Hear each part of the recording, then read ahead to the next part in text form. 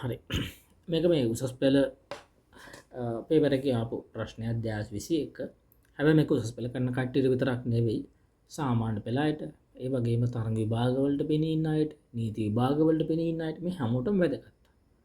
මොකද අපි සිංහල භාෂාව පාවිච්චි කරනවා නම් හරියට වාක්‍යයක් ලියන්න පුළුවන් වෙන්න ඕනේ. ඒ නිසා රචනාවක් ලියද්දි ලිපියක් ලියද්දුනත් හරියට නිවැරදි වාක්‍යයක් ලියන්න පුළුවන් වෙන්න ඕනේ. හරි අපි දැන් බලමු පළවෙනි වාක්‍යය මොකක්ද කියන එක. පළවෙනි වාක්‍යය දැන් පේනවා අමාලි හෝ අමල් හෝ අමිලා ගමට යන්නේය. හරි. දැන් බලන්න මේකේ මොකක්ද තියෙන්නේ? අමාලි කියලා කෙනෙක් ඉන්නවා. අමල් කියලා කෙනෙක් ඉන්නවා. අමිලා කියලා කෙනෙක් ඉන්නවා. මොකද වෙන්නේ? යන්නේ කියලා තියෙනවා. දැන් බලන්න ඕන මේක වාක්‍ය හරිද කියලා. මේ වගේ වාක්‍යයක් දැක්කම මතක් වෙන්න ඕන මෙන්න මේ හෝ කියන නිපාතය. හෝ කියන නිපාතයේ තියෙනවා නම් ඒකට අදාළ රීතියක් තියෙනවා. හෝ කියන නිපාත පදයේ තියෙනවා නම් ඒකට අදාළ රීතියක් තියෙනවා. ඒ තමයි මේ වගේ වාක්‍යයක් හම්බුනහම අපි කරන්න ඕන දේ තමයි අවසාන ක්‍රියාව මොකක්ද කියලා හොයාගන්න. බලන්න මොකක්ද අවසාන ක්‍රියාව? යන්නේ කියන එකනේ. හරි. ඊළඟට තමයි මෙන්න මේ හෝ කියන එකෙන් සම්බන්ධ වෙලා තියෙනකොට අපිට දැන් ප්‍රශ්නයක් තියෙනවා අමාලිට අනුවද වාක්‍ය හදන්න ඕන නැත්නම් අමල්ට අනුවද නැත්නම් අමිලාට අනුවද මේකේ අවසාන ආඛ්‍යාතේ තියන්න කියලා ප්‍රශ්නයක් එන්න ඕනේ. නැත්නම් මේ ඔක්කොමට අනුවද කියලා. හරි. ඒතකොට කරන්න ඕන දේ තමයි දැන් අවසාන ක්‍රියාව හොයාගත්ත මොකද්ද යන්නේ කියලා. ඊට පස්සේ බලන්න ඕන අවසාන ක්‍රියාවට ළඟින් ඉන්න කෙනා කවුද කියලා. දැන් මේකේ අවසාන ක්‍රියාවට ළඟින් ඉන්නේ කවුද? අමාලිද? නෑ. එයා දුරින් ඉන්න කෙනා. අමල්ද? නෑ. එයා දුරින් ඉන්න කෙනා. අමිලා අන්න එයා තමයි මේ යන්නේ කියන එකට ළඟින් ඉන්න කෙනා. හරිද? අමිලා කියන කෙනා තමයි මේක ළඟින් ඉන්න කෙනා. එහෙනම් මෙන්න මේ හෝ කියන කෙනාගෙන් සම්බන්ධ වෙලා තිබ්බොත් අපි අවසාන ක්‍රියාව තියන්න ඕන ඒ ක්‍රියාපදයට ළඟින්ම ඉන්න කෙනා අනුව. කවුද මේක ළඟින්ම ඉන්නේ? අමිලා. හරි. මේ ළඟින්ම ඉන්නේ අමිලා. එහෙනම් අපි ආඛ්‍යාතයේ තියන්න අමිලා කියන කෙනාට අනුව. අමිලා කියන්නේ පිරිමි කෙනෙක්ද ගෑනු කෙනෙක්ද? ගෑනු කෙනෙක්. එහෙනම් අපි තියන්න ඕන අමිලාට ගැලපෙන විදිහේ ස්ත්‍රීලිංග ආඛ්‍යාතයක්. යන්නේ කියලා තියන්නේ ගෑනු අයටද? නෑනේ පිරිමි අයට. එහෙනම් අපි ගෑනු අයට ගැලපෙන විදිහට ආඛ්‍යාත තියන්න ඕන. යන්නේ කියන එකේ මොකද්ද ස්ත්‍රීලිංග ආඛ්‍යාතය? යන්නීය නේද? යන්නීය. එහෙනම් අපි යන්නීය කියලා ආඛ්‍යාතය හදමු. හරි. මොකද්ද කරේ? හෝ කියන නිපාතයෙන් සම්බන්ධ වෙලා තියෙනවා. හරිද? එහෙනම් අපි කරන්න ඕන අවසාන ක්‍රියාව හොයාගන්න. යන්නේ තමයි අවසාන ක්‍රියාව. ඒ යන්නේ කියන එකට ළඟින් ඉන්න කෙනා කවුද? මෙන්න මෙයා අමිලා. අමිලා කියන්නේ පිරිමි කෙනෙක්ද ගෑනු කෙනෙක්ද? ගෑනු කෙනෙක්. එහෙනම් ගෑනු කෙනෙක්ට ගැලපෙන ආඛ්‍යාතය තියෙනවා යන්නේ නෙවෙයි යන්නීය කියලා තමයි තියන්නේ. හරි. අපි නම් ඊළඟ එකට යමු. දැන් මේක කෙනෙක්ට එකපාර වැටෙන්නේ නැතු වෙන්න පුළුවන්. ඒකට මේ වීඩියෝ එක ඉවසරයක් බලන්න, තේරෙනකම් බලන්න. ඒ වගේම තව අවුරුදු 10 15ක විතර අපි වීඩියෝස් දානවා. ඊට කලින් වීඩියෝස් වගේක් දාලා ඇති. ඒවත් බලන්න. ඊට අමතරව මොනවා හරි ගැටලුවක් තිබ්බොත් පල්ලෙහෙන් කමෙන්ට් එකක් විතර දාන්න. නැත්නම් WhatsApp අමුතුමක් හරි ගන්න. ඒකට අපි උත්තරයක් දෙන්න. හරි. අපි බලමු දෙවෙනි වාක්‍යය. සියලු සිව්පා සත්තු හිංසාකාරී වූ නොමෙති. දැන් බලන්න මේකත් නිතර විභාගවලදී මේ විදිය වහනවා මේ. දැන් මේකෙදි බලන්න මොකක්ද තියෙන්නේ කියලා. නොවෙතලු. වෙන්නේ නැතිලු. කවුද වෙන්නේ නැත්තේ? සිව්පා සත්තු. නේද? සිව්පා සත්තු වෙන්නේ නැතිලු. මොන වගේ අයද? හිංසාකාරී අය. හරි.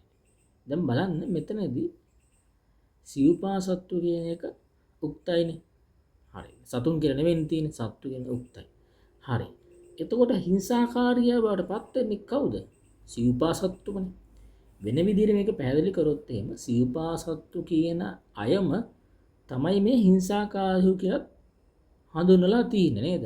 සිව්පා සත්තු වල වෙන අයම තමයි හිංසාකාරී අය බවටත් පත් වෙන්නේ. එහෙනම් මේ දෙගොල්ලම එකම ජාතිය අය. සිව්පා සත්තුම තමයි හිංසාකාරී වෙන්නේ.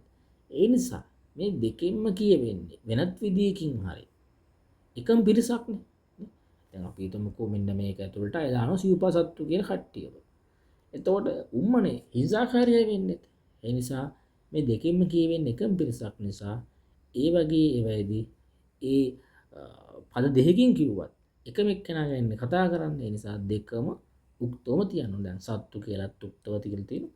හිංසාකාරී කියලාත් තියලා තියෙනවා. ඒ වගේම සත්තු කියන එක බහුවචනයනේ. ඒ නිසා නොවෙති කියලා බහුවචනයෙන් වාක්‍යයක් තියලා තියෙනවා. එහෙනම් මේක නිවැරදි වාක්‍යයක්.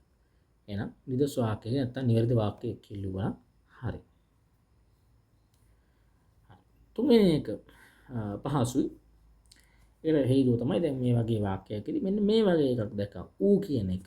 ඌ කියන එක තිබ්බොත් එහෙම ඒකට ඉස්සරහින් ඉන්න කෙනා මොකද වෙන්න ඕන? අනුක්ත වෙන්න ඕන. ඉස්සරහින් ඉන්න කෙනා අනුක්ත වෙන්න ඕන.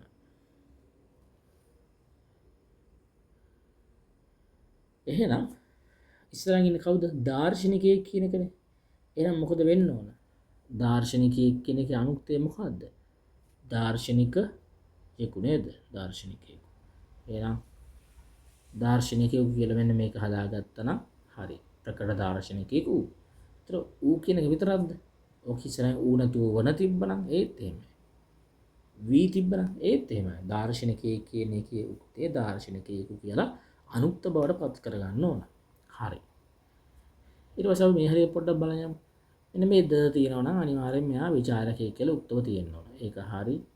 ඒ වගේම දැන් දාර්ශනිකයෙක් කිව්වහම නැත්නම් ඇරිස්ටෝටල් කාව්‍ය විචාරකයෙක් කිව්වම එක්කෙනෙක් ගැන කියන නිසා වෙයි කියලා ඒක වචනෙන් තියලා තියෙන්නත් ඕන.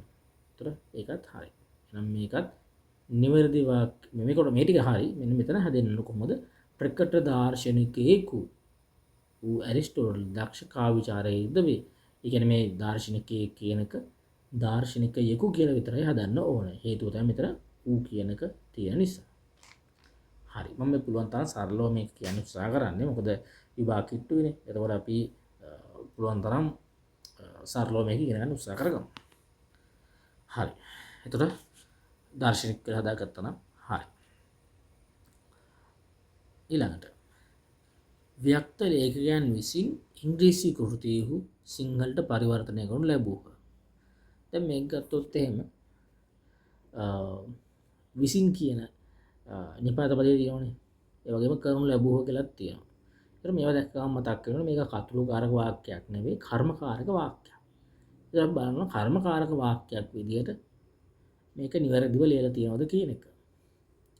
හරි. අපි දන්නවා කර්මකාරක වාක්‍යයකදී ඉස්සෙල්ලම මෙන්න මේ පදේ කතුරු පදේ අනුක්ත කරන්න ඕන. ලේඛකයන් කියලා අනුක්ත කරලා තියෙනවා. එහෙනම් ඒ කොටස හරි. අගට විසින් නිපාතය දාන්න ඕන. එහෙනම් ඒ කොටසත් හරි. කර්මය උක්ත කරලා තියෙනවා. ඉංග්‍රීසි කෘතියෝ කියලා කර්මය උක්තව හදලා තියෙනවා. ඊට පස්සේ උක්ත කර්මයට ගැලපෙන විදිහට තමයි ආඛ්‍යාතය තියන්න ඕන. ඒක අපි හදන කොහොමද? කෘතියෝ කියන්නේ බහුවචනයිනේ. ඒ අනුව කරනු ලැබුව කියලා බහුවචන ආඛ්‍යාතයක් තියෙනවා. එහෙනම් මේක නිවැරදි වාක්‍යයක්. නිවැරදි වාක්‍යයක් කියලා නම් හරි. මේ කර්මකාරක වාක්‍යයත් මම වෙනම වීඩියෝස් කීපයකින් දාන්නම් ඒ ටිකත්. ඒතර ඒකත් ඔයගොල්ලන්ට වෙනම ඉගෙන ගන්න පුළුවන් වෙයි. අවසාන වාක්‍යය බලමු. එම්බල පුරුෂය සතෙක් මෙන් වැඩ නොකරන. දැන් මේ වගේ වාක්‍යයක් ගත්තොත් එහෙම මේක මෙන්න මේ නිපාත පදේ දක්වාම අවධානය යන්න ඕන. මෙන් සේ බඳු වෛරු වගේ පදයක් තිබ්බොත් නිපාත පදයක් තිබ්බොත් ඒක ඉස්සරහින් ඉන්න කෙනා අනුක්ත වෙන්න ඕන. එහෙනම් සතෙක් කියන එක සතෙකු බවට පත් වෙන්න ඕන. එම්බල පුරුෂය සතෙකු මෙන් වැඩ නොකරන. ඔය විදිහට තමයි ඒක සකස් වෙන්න ඕන.